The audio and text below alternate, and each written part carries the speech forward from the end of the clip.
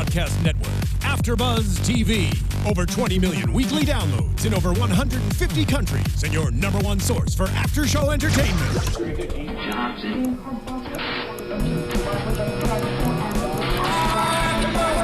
AFTERBUZZ TV, the destination for TV superfans. Producing aftershows for over 300 of your favorite TV shows. Interviewing celebrities and showrunners. And bringing you behind-the-scenes exclusives. All thanks to E! Entertainment's Maria Menounos, producer Kevin Undergaro, and internet leader Akamai.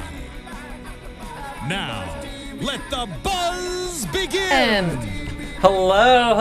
Welcome back to the Foster's After Show. Thank you for singing along, Hannah. No problem. I had no idea that was going to cut in on the end of... We're perfectly okay with it. Guys, tonight we're talking about minor offenses, which is, oh my god, the double entendre of the season. Truth. As always, are you okay? I late got it. I agreed that I got it, and then I got it. Okay, cool. Yeah, but I got it. Should we move on from it? Yep. Let's do some quick intros. We're in a bit of an abbreviated panel tonight. Steph's out. Jillian's out. Jillian is sick of the show. No, she is sick in general, so we're sending her our positive thoughts. Stephanie's not sick, but we're also sending her positive thoughts. Yep. We're here. I'm Jeffrey Masters. I tweet from Jeff Masters 1. And I'm Hannah Prichard, and I tweet from @TheHotShotDude. Absolutely, and we love tweeting with you all week. You can follow us on Twitter, on iTunes, on YouTube. Leave us a comment, subscribe, and we love hearing from you. Let's get to the episode. A lot happened. Is it okay with you? I'd like to start with something that I have a bit of a negative reaction on. Oh, yeah. The time jump. Yeah, I had an issue with it as well. What do you mean we didn't get to watch the surgery? Right. I mean, I'll watch it. I didn't want to be there with the scalpel, but I wanted... Oh, no, I did. Dr. Bailey from Grey's Anatomy directed an episode. I wanted her to cross over. That would have been absolutely wonderful. I know.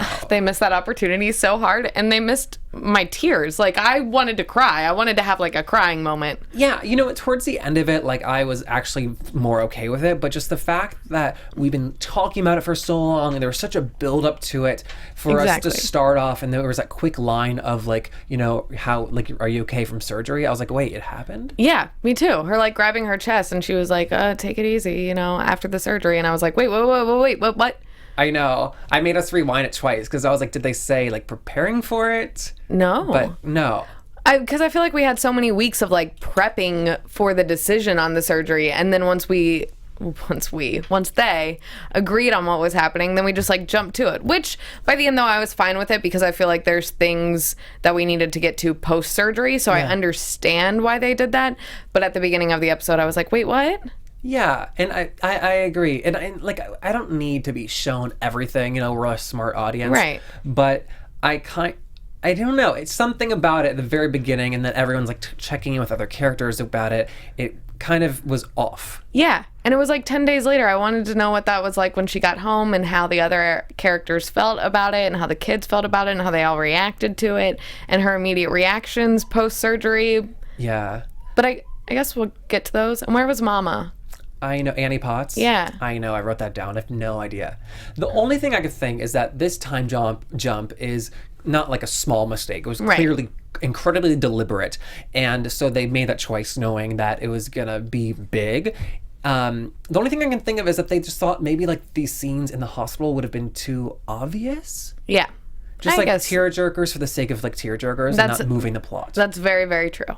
Okay, so I can understand that.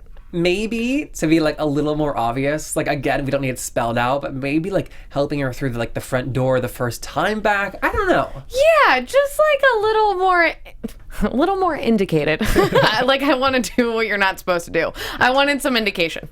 I know, and I feel I'm always upset when I'm yeah, I got it. All right. But yeah, something. In this moment, I wanted it. I wanted to feel with them. And granted, I still felt in this episode. I told you I almost cried at one point again, and I don't know what this show does to me. I know.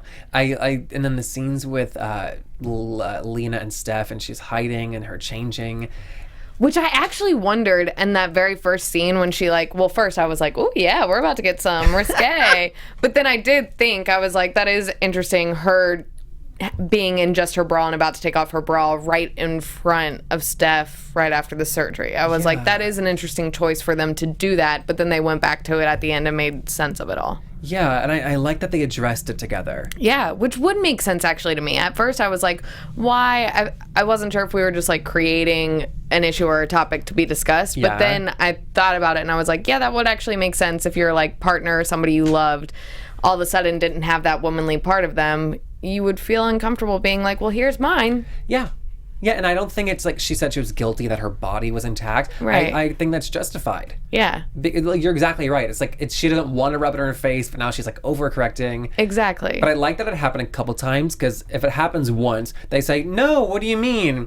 But twice, you're like, here's the file. Exactly. And I loved that little moment with them on the bed, and she was like, I'm starting to feel this spot right here. And like that, I just thought that was so sweet. So sweet. And I just didn't think about too that like obviously there would be a loss of sensation. Yeah. And it would take a while. It would be numb, and like it'd take a while to come back. So that just kind of like startled me. Well, and I actually wondered that too, because I knew there was a loss of sensation, but I also knew that with like losing that much of that sometimes you never get that feeling back. Like it can be completely numb right there. So when she said that she could feel one spot, I'm like, I wonder though if she will feel everything again. Wow. That's something that I never even thought about. Yeah. Ever. Like her entire chest. Like, will she be able to feel touch right there? Wow. I think that's an amazing place I hope they go to like address and talk about. Yeah. I hope so too. And I think that they will, since they like even mentioned just like the top of her being able to get sensation back or like feel that touch again. Yeah. So I wonder though if that'll be an issue as it like goes down. I don't know. Yeah, we talked before about other people who are going through similar things in their lives and maybe see it reflected. And then I think about two people who will go through this. Yeah. Because it's like it's a unfortunately like fairly common thing. We're gonna know somebody at least in your life. So to have this like frame of reference, just to have that sensitivity towards like maybe you're not gonna have like full feeling back, and to knowing that ahead of time, I think is really powerful. Yeah. Oh God. And if she doesn't get it back, I can only imagine the way, I don't know, that Steph will deal with that and expressing that to Lena. And will she tell Lena, like, if she doesn't get the feeling back, or will that be something that, I don't know. To me, I just thought that was very interesting. I have no idea. But like, I'm glad they ended on like the sweet moment. Oh my God, it was so sweet. And something about their relationship, every single time they have those little moments, it's like, they really have the perfect on television like chemistry and relationship. Like it's so beautiful to watch that on the show. Yeah, and a lot of things have been written too about their friendship in real life. Clearly they've like grown close, and like it's just like you said, it's amazing to see. Oh gosh, it's so beautiful. I love them together. Also just like it's beautiful and they are beautiful. Right? Like Lena in those pants. The pants that she wears on the episode tonight, I was like, her butt looks great in those pants. The red pants in the office. Yes! She was working it, dude. So that was the scene with Monty. Yes. That was a weird thing with the student council ex-president doing her senior project. Yes. There was just a lot of talk about that, and I can't help but think, like, what is this planting the seeds for within the plot? Right. Because if they never address it again, I'll be like, nuh-uh. Nuh-uh. Nuh-uh. Does that make sense? Oh, yeah. Okay, great. I think there's no way that they're not going to... What? Okay, which one? What? Do you remember that character's name? Oh, I don't. I don't either, and I know I looked it up last week, but I already forgot. But I remember last week saying, I don't trust this girl. I think she's going to end up being a bad girl. But now in this episode, I'm like, no, I don't think she's going to be a bad girl. I think they're almost going to have a student-teacher relationship. And I'm... No. You didn't get that vibe? No, only because I'm over the vibe from Brandon. I have too much of the vibe. No, I didn't think that. I didn't even glimpse that. And I'm looking back at it now over this 3 seconds you just asked. I don't see it at all. But I felt like that's why Lena was getting like frustrated with her and like kind of worried, almost in like a jealous sense. Not that I think Lena's still interested in Monty, but I felt like that raised Lena to be like, hold on, why are you treating that student that way? Why are you looking at that student that way? No, I think it was just that Lena thought she had a valid point in the fact that she was being contradicted in front of the student. Although I have to say, I didn't have any problem with what happened between Monty and her until the very end when she said, we did it to get your son back in school. Which, wasn't that Monty's idea? Yes, it Lena was. tried to fight that and Monty was like, no. 100%. And then to turn that around on Lena, I was not happy about that. I know. It was... Although, like, I really do not think there will be a relationship between Monty and the student, but the student did say Monty worked her magic. Yeah, it was not... I was not feeling any of those vibes that were happening, and I really am afraid that they're going to bring it back to a student-teacher relationship. Not that necessarily the chick will be interested, but I think that Monty may blur some lines. I think that would be so 180 out of Monty's character that I don't think it's possible. I hope so, but I wonder if Monty's still, like, scrambling, though, because Steph was, like, her first... thing. Yeah, and then to like be rejected and denied from that, and then to be like confused about where you stand with everything. I'm like, Monty may be scrambling and may make some very poor decisions. We'll have to see. Only time will tell. I mean, at this point, we don't know anything. No. Enough information to make a clear delineation. You and big words. I'm like, oh, thank you. I've been practicing. Okay, we have to talk about Callie and Justina. And the bob. They pulled the bob back tonight. Did you see that? How'd you feel about that? They pulled it back in a ponytail, and I was like... into it, yeah. You were into it? Yeah, you were into fan. it. Oh. Yeah, so just to like break it down, there's this new reform bill. Yes. It's going through... I was going to say the Senate, but it's not the Senate. It's going through, like, their legislative, whatever it is. Wait, is this a statewide bill they're talking about? I thought it was Right, it is statewide, right? Because bills like that are statewide. Oh, for some reason I was thinking it was, like, San Diego local, but I think you're exactly right. I don't actually know. No. But there's a bill. They call it the reform bill. And we found out today that, like, 50% of funds will go through privatization, of which Justina now seems to support. So do we think that she supports it because they had an amazing scene, I thought, with Callie and Justina arguing about it? Oh, absolutely. And I really loved Justina's analogy that you go to a charter school. Yeah, I did too, but I loved it too for the reasons that I hated it. You know what I mean? Yes. Because it described it in a way that it did make Callie understand, and I think as viewers made us be like, oh, wait. But we know it can't be a good thing because people who are involved and understand those things and fight for the foster system don't agree with it, right? Well, yes and no. I mean, Rita is not doing a private home because she doesn't think it works. So she like, chose that branch. But I just felt bad during that scene because Callie and Justina are having this, I don't want to say argument, just like a... discussion about what's best, and Callie just doesn't have enough facts to make a point. Exactly. She has emotions and she has like personal experience and like what helped her, but that's one case versus Justina's like research that she does. Exactly. It's a weird argument. Exactly. And not even just when you're young, even like when they first started bringing it up, I was like, I have no idea what they're talking about. I don't understand. Yeah. So anybody who like doesn't fully understand or have all of that knowledge or is young like Callie, they're going to be easily swayed by whoever comes with them to them with the facts first. You know what I mean? And then it's hard to go back from that. And Rita did call her out that she was like regurgitating exactly what she was told. Here's my question though. Justina mentioned the superior service should be like profited from, like they should be rewarded for that. And I don't think that the childcare system should ever be like a profit center for anybody. Right. But my question is, do we think she's supporting this bill because she genuinely believes this is the right way to do it?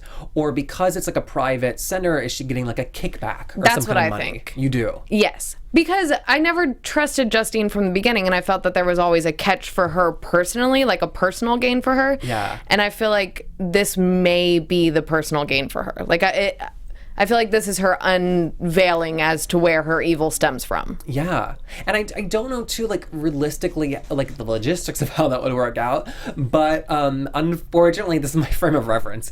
A lot of TV shows have private prisons, and, like, the judge is getting a kickback from sending, like, kids to this private prison to, like, keep them in business and, like, keep getting support. But also, like, it's happened before in other businesses. Right. You know, just like in Hollywood, like an agent will send you to this headshot photographer and they'll like send him $100. Right. So I just can't figure out if that's what's going on or if she genuinely, maybe she's not right, but she thinks she's right. I don't know. You're 100% think she's evil. Yes. I just think that black and whites it too much. I don't think they would write a character that is like evil and like twirling her mustache. Right. Because she's you're right. I actually don't see them doing that either. But I don't know. But at the same time, I feel like there's been, for whatever reason, some game that she's been playing on Callie specifically because she needs Callie to get something that she wants. And I don't feel like it's something that's like, I never have felt that her intention is something from Callie that she wants that will better the world. You know what I mean? I feel like it's been too like secretive and malicious to be something that is actually for the greater good. Oh, see, I don't think that Callie is a part. Callie's personal story or anything about Callie is like in Callie's future or like malicious intent towards Callie's non-existent. I think it's the perfect example of a foster child who like found a loving family and is now thriving after like 3 seasons of not. For real. And it's an amazing example for people to see. I think she's latching onto that story to exploit that. And I think was it anybody should go to anybody, it happens to be Callie. Right. No, I completely agree with that. I just think she's using it to her advantage. Yeah. I don't know. Yeah, I mean, I think I'll be curious to see. I'm interested to see what like everyone else thinks too. I wish we had Jillian and Steph's perspective. I know, right? Also, because I am probably the least knowledgeable about anything that is like, I don't know, slightly like political or bills or I don't systems in any way. Systems. Hannah does not understand. But we do understand the joy we feel when Rosie comes back. Rosie oh my O'Donnell. gosh. Like, I just want to, like, something about Rosie, I just want to, like, jump in Rosie's arms and just, like, Rosie, just hold me. And this character she's playing, they're putting her in, like, the nice Navajo prints, like, plush sweaters. Right. I love the conversation that Callie and Rita had the first scene together because it was the most casual, nice, normal dialogue they've ever had. Right? And her calling out Callie on being like, oh, I love hearing you complain about your parents because you sound like a real teenager, and she does. Yeah, which we brought up last week. Yeah. It's huge. And it's just nice that, like, usually she'll turn to her for, like, an issue and have their relationship moving on that. She called her a mentor, which touched me. Which I loved, but then was completely turned around in the second scene when she doesn't believe or support what Rosie is saying. Like, it's like, you just called this woman your mentor, and now you're completely disregarding what she thinks immediately. Well, I think it's because she hadn't heard Rita's point of view yet. And, like, this is a high school student who's malleable. Yeah. And I feel like that, I'm the exact same way, too. In, like, politics, I'll read an article about Hillary Clinton, and I'm like, yes, 100%. And I, like, am regurgitating facts and, like, maybe just, like, a headline. Maybe I don't even read the article. And then I read an article about Bernie, and I'm like, you know what? Bernie's the man. Yeah. What did the article say? I don't know, but the headline said this. So, I completely get that. Like, she's in high school, and, like, we're about almost out of teenager years. Yeah. But, like, I feel like just, like, as impactable and imprintable. Yeah, I supported it. I was like, that's words I understand. We're imprintable people. Yeah. Okay, speaking of politics, a White House invitation. This excited me to no end. This only excited me because I'm like, Barack Obama's going to make an appearance, and then we're going to bring him in the studio. Like, White House comes to us. Well, if she does meet the president, who do you think is going to play them? Barack Obama. Hillary Clinton visited the set of Scandal yesterday. Shut your mouth. I don't know that she shot anything, but she went to set at least. The report, I actually did read the full article. It didn't say whether or not she shot anything. But I don't know if, like, they're going to pull back, like, a Glenn Close, you know? Like, I want, like, a big name. I would love that so much. So we have to get her to the White House. I know. And because it's the Fosters, I think it could be, like a black transgender man, like, as the president. They're like, look at this statement. Oh. Gender. We all They like making statements. Yeah. I would like to see that. I would love that so much. Also, I'm so excited because all my favorite TV shows involve the White House. Be it House of Cards, Veep, Scandal, The West Wing. I want us to go to the White House so bad. I want Callie to, like, stay there and be, like, an intern. We'll do a spinoff. Oh, God. Then the Fosters will have finally made it, like, fully in your book. Like, no doubts at all. We made it to the White House. Sold. 9 out of 10, people. 9 out of 10. What if it's Julie Louis-Dreyfus? She just, like, hugs her. That would just, words wouldn't be able to come out. I would love that so much. So here's the big question. The moms were not overly jumping up and down about this. I can understand them not jumping up and down about the board, but I was kind of upset that they weren't jumping up and down about the White House. Right. I needed them to be like, to say, there's some shade going on, but like OMG, the White House. Exactly. Like POTUS 101. I don't know that we're ever going to go to the White House. Like, I mean, clearly logistically. Right. In a show, if they do go, she'll go alone, and then she'll come back, and we'll see, like, the entrance and the exit. True, and maybe like some pictures that we've put her head in. Like, you know what I mean? It's like, I'm like Malia's body, and you're like, that's Obama and Malia Obama. Yeah, I don't know. I think that's exciting. I just wanted them to jump up and down a little bit. But then at the same time, like, I couldn't help but think, do we want Kelly to go to the White House for a bill that could potentially not be good for her? You know what I mean? Yeah, and I'm glad that they brought it up. Yeah. Like, what are you supporting? Right. And I can't believe that she's made that PSA thing about it before knowing what she's supporting. Right. And I was kind of surprised that at least the moms didn't know. As an underage person, you need like the parental signature. Yeah. So I expected them to ask these questions before. Yeah. I was confused about that as well. So I wonder too, just like, obviously they're wary about what she's supporting and putting her name and face on. Right. But at the end of the day, like, even if like privatization goes through, which they're making us not want to support, I think at the end of the day, like, Callie's can profit from it either way. Yeah, oh, absolutely. You know, when she's writing her college admission essay, she includes a picture with Obama, and she like writes about the Lost and Found, which is amazing. Yeah. She was talking to Senior Project today, and I was like, is Lost and Found not qualifying? That's what I thought too. I was like, hold up. I think she's done enough of like a thesis project. Like, I think this is enough. Yeah. I don't know. And then, what was she interviewing Rita? It just sounded so small. I thought that was for the Senior Project. I guess, yeah. It's not a project, an interview. Yeah. Why are we bashing interviews? That's what we do. Yeah. Yeah, I'm actually confused by that because I'm like, what? I think that she's done enough, and I feel like almost just writing a paper or presenting what she has done in the process that she went through for Lost and Found would be like enough. That's a massive thing. It's helping tons of kids. And then compared to the other projects of R&J, which we didn't see today, and then this community garden, like that is on that level, if not greater. Oh, completely. So I don't know what to think. Yeah.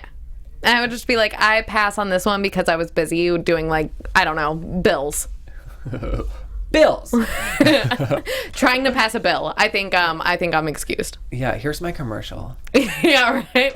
She's like, I didn't write a college essay, but here's this. Yeah.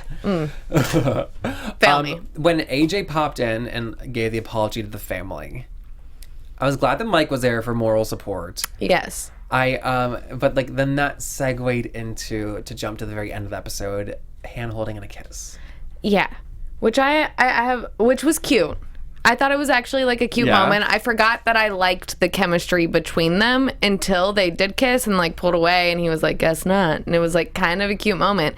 But at the same time, like, I felt in this episode there were moments that we were like hinting back to Brandon and Callie. Like when she followed AJ out of the room and Brandon's like look as she walked out, I was like, oh, so I'm not, then okay, then, but AJ, you know what I mean? I'm like, what? Yeah. I think that just like for the first time ever, like nobody has anything big, like issues will come up, but nobody has anything like big issues that we know of yet. Yes. It was all been like settled. Exactly. Ty's going to like to jail or prison, unfortunately, and AJ's going to hopefully move into Mike. It just isn't in the middle of like a hurricane when they're like, let's now do our kiss. Exactly. So I was like really happy about it. Yeah, I completely agree with that. Because I feel you like don't have to agree with me. No. I agree with you. Because I feel like we put all of the like big life issues and kind of have ended them in this episode, and now we're setting up to go back into all the like relationship issues. Yeah. I agree. And I think too, like their relationship is where Callie was like at the beginning of like last season. Yes. You know, he doesn't know what's going to happen with his family. Hopefully he'll stay with Mike, but we don't know like anything definite right now. Which is fine and all good, and they're still cute together, but I feel like it then backslides Callie in some way because she's made so much progress to be settled on her own and to be like a normal, I still shouldn't say normal teenager, because how many normal teenagers are working to pass a bill and doing this like app thing and changing the world. Yeah. You know what I mean? But her issues have kind of gone aside, but now she's going to end up focusing on AJ and his issues again. I think though that like the key to that is that she's coming from like a more stable place. She has a loving family and a home. And she ain't got time for that though. You know what I mean? Like once AJ's problems like step back into play, I'm like, girl, you ain't got time for that. I know. I think it's been really exciting seeing Callie grow though. Like she gave this really nice apology to AJ. She didn't know what was going on and she just like said straight up what happened and what she expected. Yeah. It's cool. Yeah, and it was cute and sad and heartfelt going to like the grave and letting him do his like goodbye. Yeah. And I thought that was sweet, her being like, listen, she'd understand, like you were with your brother, you went off with your brother. Yeah, she's very understanding. They were at Fran Bennett's grave. Oh God, the grandma. That's who plays the grandma. Oh, I'm like, did you see that? Who's Fran Bennett? She's the actress I'm obsessed with who plays the grandma. I'm like, was it an actual person who passed away and you caught like the glimpse on the No. Fran Bennett is like in her 80s and I feel horrible. No, I feel good and bad. The good part is seeing somebody this old on screen. Like I think it's great. And she looks old and I mean in the best possible way ever. Like I want to see old people with wrinkles and she's been around for so long acting and she's still acting and that's great. The horrible part is that since she is an older actress, she plays older characters and 9 times out of 10 her older characters die. That's never on Scandal, she died. On this show, she died. She died. I think she was in some Star Treks early on. That can't be great. Can't be great? It can't be great, like hitting a point in your like career or whatever where you're like, yeah, all my characters, they die. They die. They die. It's okay. They're all dying. Feel really good about my own life now. You know what? I just remembered too. When I was expounding on Fran Bennett's like positives, I saw her in a play in Hollywood actually a year ago. Really? Yeah, she was in Macbeth at Antaeus Theater Company in North Hollywood, and she was one of the witches. That's awesome. Yeah. So that is so awesome. Still working. 8 shows a week. I was like 4. It's fine. 4 shows a week. We have to move on. Yeah, I'm like so intrigued by that though. I'll recount her whole IMDb later. Yeah. But so we see Ty's court case. Yes. Steph luckily is feeling better. It's been 10 days since surgery. She goes and speaks. Yeah. I thought she gave a really moving speech and I thought the moving part was it wasn't like emotional and like tugging on heartstrings. Right. It was stating the simple facts that this kid was dealt a bad hand. And the fact, what is his first charge? I wrote it down. Oh, I don't run. He threw a rock into like an abandoned building. You mean his like past? Yeah, his past. So like just like the fact that like the criminal justice system has not been nice to him. No, like she said. Throwing a rock in an abandoned building, I'm like, get over it. I know. And then just all the other things, like it. No wonder he's disillusioned, exactly. As she said. And would be terrified of any run-in with a police officer. Yeah. Because he's going to jail in his mind. Yeah. Whatever it is. And so for 18 months, Judge Judy was a little bit nice, but not as nice as we wanted. Christina Walters, I believe was her name. Oh my God, good memory. I'm always intrigued by whatever the judge name is anytime on any show. Like I always want to know. Or like the principal. Like anytime there's a nameplate. Yeah, I want to see it. I want to know what the name is. I really liked Callie's line though, convincing Steph to go to court. When I got here, you told me I wasn't disposable. Wise Ty. Yeah, I loved that. I love that Callie is constantly reminding them of what they did for her when they first met her, and that nobody else is different. Yeah, she's a little fighter. A fighter. She is. I love it. She is. Yeah. And then the other legal matter we have to talk about, the minor offense from the title, Gabe. Oh. Where did you think I was going? I have no idea. Like, I had to, like, go back and connect the dots again to why I didn't get it the first time that you brought it up, and I was like, what minor? I'm trying to segue here. I know, and I'm like, yeah, I got you. What? Let me have a smooth transition. Smooth as possible. Gabe, shout out, I think, was it Steph and Jill who weren't here, Jillian. They called it that it was Anna underage. Yes. I think Steph came up with that. I think so, too. That all made sense. Yeah. And I'm glad that we didn't, like, drag it on too long. No, absolutely. Like, sex offender in our midst. And just did it. We called on Anna really quickly and figured it out, and I liked that. And I always love when Anna's there. I love any scene that she's in. I really do. This is going to sound like a tangent, but I promise it's not. Have you heard of the Modern Love podcast? No. It's an amazing podcast. I think the fans of the Fosters would like it. It just is pretty much a reading by famous actors of Modern Love columns from the New York Times. Oh, that's awesome. Yeah, and so Sarah Paulson read one called Not So Simple Math about open adoption. And it reminded me of Anna, because I don't know if we've ever labeled it an open adoption, but we know the kids know who Anna is. They have a relationship with her as much as they want. And this article just talks about this grad student who gave up her child for adoption, and it's an open adoption, so she has a relationship with him even though he doesn't live in the same city. And just going through the process of choosing the mom who raised him. Luckily she chose this amazing woman who doesn't make the birth mom a secret. They talk about her when she's not there. I love that. Yeah, and they like send pictures, they talk on the phone, and just hearing people talk openly about adoption, it's not something we hear that much. No, it's very true. Yeah, so she says that giving up her son was the simultaneous best thing she ever did, because it gave him this future with this loving mother, and the worst thing. Yeah. Because now she's talking from the perspective of being 30 and like now wanting to have a kid and being at the right place. And, it just so that's called Not So Simple Math, Modern Love. I love that. Me of Anna. Yeah, that's so cool. Yeah, I think the more we talk about adoption too, like so many people have so many massive opinions about it. Yeah. And the ways things should and shouldn't be. Exactly. There's not like one way. Or like assumptions of how people will feel years down the line going through the process. But I love that this show shows almost like the expansion of family rather than like the issues that can come up between all of the different parents and the kids. Yeah. Like I like that Anna sits down with them and talks with them, and they even say openly to Anna, but you've always told us this. Like, you know what I mean? Like showing how she still has a maternal impact on them right in front of their moms. You know what I mean? And there's no jealousy or anything. Oh, I know. I love the way you said it, the expansion of family. You're right. They never once, while they might be like hesitant about like their new relationships, it's never like you can't have this. Exactly. They give the option to Jesus and Mariana in this case, which is amazing. Yeah, I love that. Wow, I know. But I was not happy, though, with the fact that even after finding out this information and Jesus going back to Gabe, that Gabe was like, no, I'm not your father. I'm never going to be your father. And I was like, why? But why? But seriously, though, I'm like, but why? Because I thought the issue was that you couldn't see them.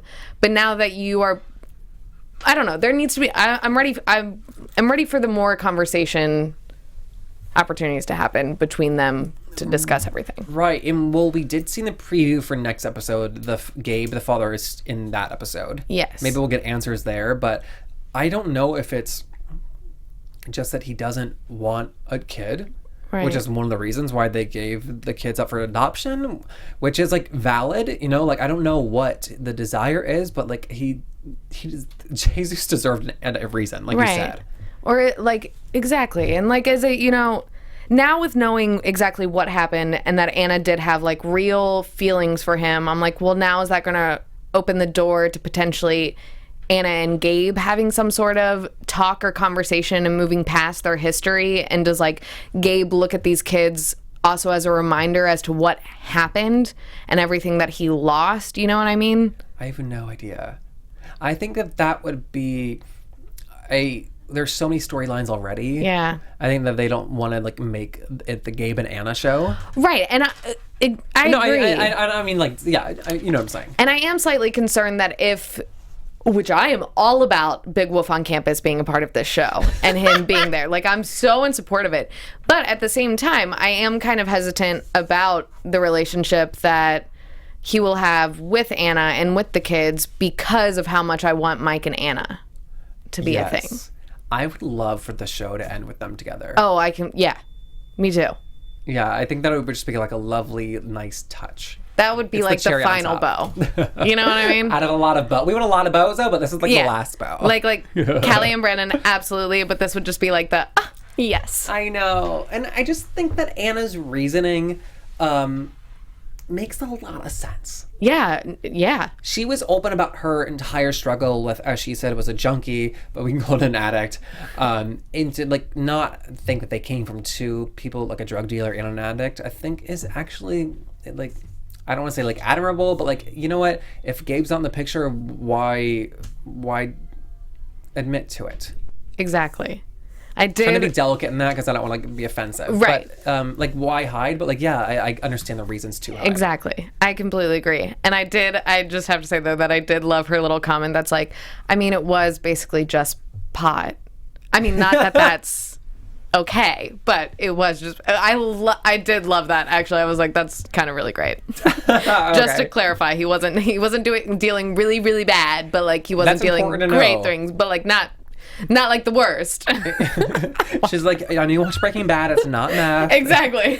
And they're like, oh, not math, great. Great. What were your feelings about the double date? Hilarious, one. Started really hilarious, and then by the end I was like, y'all, why be idiots? Okay, tell me your feelings pre-getting in the car. Pre-getting in the car, I thought it was absolutely hilarious. I was disappointed in Jesus because he was basically leading on Lexi to get back at Mariana. I agree totally. And then they had that really nice moment. Which, was still like bull because he was protecting himself and Lexi and trying to make her feel a little bit better. I think though that like with a kid with like a sex drive, maybe he's like, this is a beautiful woman, Lexi, and like maybe I'll be into it. I didn't like that. I mean, I agree. This is a side of Jesus we've never seen. Like we've seen like, I said the manipulator, but like so actively manipulating.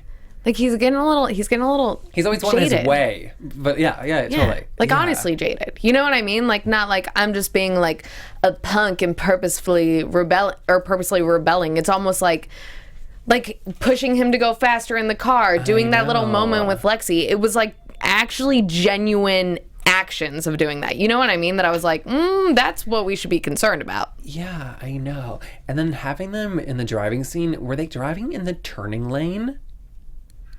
That's what I thought it was. I thought it was like a one-way road, or sorry, a two-lane road, one going each way, and then a turning lane inside. I don't know the exact specifics, but that's what I thought it was. That's why I was freaked out. I didn't even notice that. Because I was like, what's going to turn at this turning lane? Yeah, I didn't even notice that. And if I would have noticed that, I would have been more freaked out. I would have been like, they're coming. I thought they were going to hit a car wreck, and I was so upset. Yeah, me too. One, that it would happen, and two, that like it would happen again. Exactly. It would happen again. That's more so where I was. I was like, really, let's not do this again. I have to say, though, that anytime an actor is in a car in a TV show or movie, and there's another person in the car or any of us, I always think there's a car wreck happening. Oh, me too. They're talking, they're distracted, they're like looking at the person next to them instead of at the road, because it's like for camera angles, and I'm like, they're gonna get Exactly. killed. It's whenever the camera angles are on the profiles of the actors. You're like, car accident. Look at the road. We either need to be straight on this way or straight on this way. That's why I drive in LA. I'm like, please don't kill me. Please don't kill me. Please don't kill me. Oh, God. Not great. Okay, before the car, though, when Nick asked Mariana out and then showed up, I know that I've been very hard on Nick, but I was really excited for them. Weren't you actually rooting for him when he showed up at the door? Sweet. I was actually rooting for him. Yeah. I don't know how that happened. I don't know either. Like, I don't know when that switch happened, that I was all of a sudden like, yeah, Nick, get it. I know. I think, well, for me, it started when that he checked in with Mariana about how her mom was doing. Yes, that's true. Oh my God, I probably subconsciously felt that way too and didn't even realize that was the moment. Yeah, because that's like the proper thing to do, but not any like 16 or 17-year-old guy knows that or would even think about it. Nick manipulated our feelings as well. I know. I think that she'll give him a second chance. Oh, I think that she will too. Because Jesus set him up for failure. Yeah, absolutely. I think he's the one that we're going to grow to love. I think so, and I can't believe how fast it happened. I know. I actually really was concerned. I was like, what's happening? Why am I rooting for this? I know. Well, and they've given us also now when they were like sitting down eating the food, they've given us something to like feel for him, talking about his dad. Oh, yeah. But then it made me go crazy, and I was like, what's his dad's story? Is his dad going to be Gabe also? What's happening right now? I went a little crazy. Like, I went a little crazy. I just thought it was like anywhere from like light child abuse to like heavy child abuse to like he was harsh on him and like had a lot of rules. Yeah. I don't know. Everyone has like childhood trauma, and especially on this show. Yeah, right? Exactly. Yeah, so that's why it's fascinating seeing people able to get over it. For Callie, it took a while. Yeah. Granted, she had every reason to like need time, but that's why it's exciting to see, and I wonder how much we'll get into Nick's backstory. I imagine we have to get into it pretty much. I feel like dropping that in means we have to explain it. See, that was enough for me. Really? Yeah, I don't need to know specifics. I just need to know, oh, he's like a three-dimensional character. And yeah, I don't know. I'm curious. I don't feel like we'll get into it like in a big storyline, but I think that Mariana and him will get into it. And I think that'll be something that like makes their relationship blossom. Yeah, I agree. it just like took his defenses down, like a moment of vulnerability. I think she could latch onto. Absolutely. Totally. And I will say that the end result of all this brought Lexi and Mariana closer together. It did. Finally. I didn't even think about that. Oh, yeah, they're bonding. And then also them talking about being popular. I forgot how important that was in school. I did too. I thought the exact same thing during that conversation. She's like, you're still more... Can't use my words. She's like, you're still more popular than me. And I was like, God, we really did care about that so much in high school. But also you had to care about it because you only saw all the same people. Right. Like being popular when you're older doesn't exist because there's not groups of people to know if you're popular or not. Exactly. You know? And also the best part about growing older is that you don't need to hang out with people you don't want to hang out with. Right. Which is my favorite part. Right. Which is why I'm ending this conversation. Nice. Bye, Jillian and Seth. Okay. Rude. But yeah, I love that. And I like just like addressing that again. Yeah. We're almost out of time. We need to talk about my least favorite character in the world. Say her name. Courtney. It's Courtney. With no you. No you. Courtney. What is Brandon's problem? He's lost his mind. Is it like he is scrambling. He is scrambling. He's writing songs about surfer girls. He's planning 15-minute dates, and he's meeting the son of his TBD girlfriend, who he is like 4 years older than. How much did you love those seeing Baby Daddy? Like Baby Daddy coming in with like his like hippie sweater on that you know so many people who have, and you know those people and what they're like. You know what I mean? You know exactly who that is the minute he walks through in that sweatshirt. You're like, you've got to be kidding me. That was amazing wardrobe. Yeah. Hilarious. And I love that he comments on Brandon's age. Oh. When you already have a kid in here. Like, I know. God. Killed me.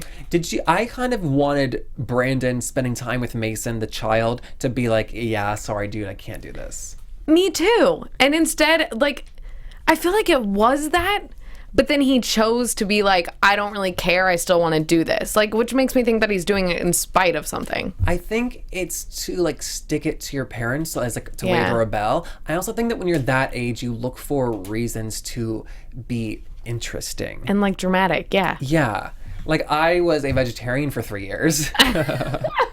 And I genuinely think it was just because I, like, wanted to, like, act like I stood for something. Yeah, absolutely. And that was, like, the thing I found at first. And, like, Courtney's the thing he found first. Oh, absolutely. I totally get that. Yeah, I don't know. Let's move into predictions. Okay, great. And now, your AFTERBUZZ TV predictions. We saw some more of Courtney. Yeah. In the predictions. I don't know what's gonna happen there. Wait, so let's see. I feel like a lot of big things happened that they showed glimpses of. Let me just go through it. We saw Callie and AJ. Mm-hmm. We saw Gabe and Jesus again. We saw Callie talking to Brandon about AJ. Mm-hmm. And then we saw a miscellaneous hand with pills. And then we saw Callie with police lights behind her. And looking like distraught. Yes.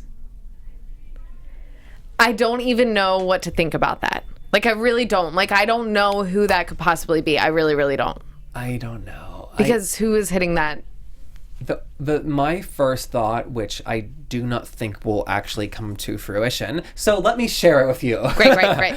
Was another suicide attempt by Sophie, the sister, Callie's half sister. Oh. Because remember she has the personality disorder. I totally forgot about that. That's total possibility. But if so, then great, because I would like to see Robert Quinn. I don't think those were her hands, but I just think that we've dealt with suicide lightly in the past, and it's been with that character. Although those pills could not have been like intending to take one's life, so I don't know. Right. That could have just been like misleading us to jump to these conclusions. Oh, probably. What if it's like, oh my God, it's gonna be like Steph being like, oh, I have pain. Exactly. I need a pill. That's probably all it's going to be. Cut to like last season's police car lights. And police lights for like, I don't know, something with AJ and Ty or something. I have no idea. Oh, man. Or like, what's his butt? Nick gets arrested for speeding. I mean, Steph told him she'd do it. Oh, you're right. Or like Jesus doing that. Jesus needs a talking to. He does need talking to. And I'm actually a little concerned that like with him finding out things about Gabe and Gabe's history and what Jesus has been going through and the way he's been acting is going to spark him to act out more, thinking he's like following in the footsteps of the only father he knows. Oh. Wow. On that note, I think we should say goodnight. Okay, great.